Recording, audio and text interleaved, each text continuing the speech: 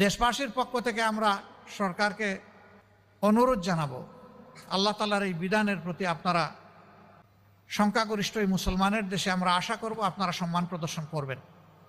যদি আপনারা আল্লাহর বিধানের প্রতি সম্মান প্রদর্শন করেন তাহলে আল্লাহ তাআলা আপনাদেরকে সম্মানিত করবেন।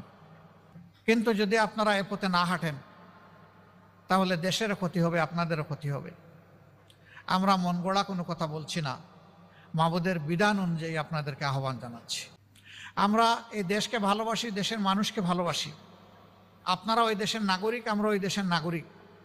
আমরা প্রত্যেকটি নাগরিককে সম্মান করার পক্ষে, ভালোবাসার পক্ষে। আসুন একটা ভালোবাসার পরিবেশ আমরা সমাজে সৃষ্টি করি। হিংসা, হানাহানির, দলীয় সংকীর্ণতার রাজনীতির গণ্ডি থেকে আমরা বের হয়ে আসি।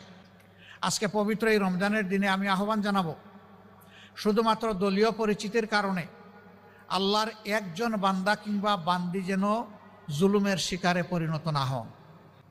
এটা যদি করা হয় এটা হবে ইতিহাসকে অগ্রাহ্য, অমান্য, শ্রদ্ধা করার শামিল। অতীতে যারা যে যুগে যখন এটা করেছেন তারা ঠিকমতোই আল্লাহ তাআলার পক্ষ থেকে পাওনাটা তারা বুঝে পেয়েছেন। আমরা আশা করব সরকার আল্লাহ তাআলার সন্তুষ্টভাজন কাজগুলো করবে। যে কাজে আল্লাহ তাআলা অসন্তুষ্ট হন সেই কাজ থেকে নিজেরা বিরত থাকবে এবং দেশবাসীকে রক্ষা করার তারা চেষ্টা করবেন।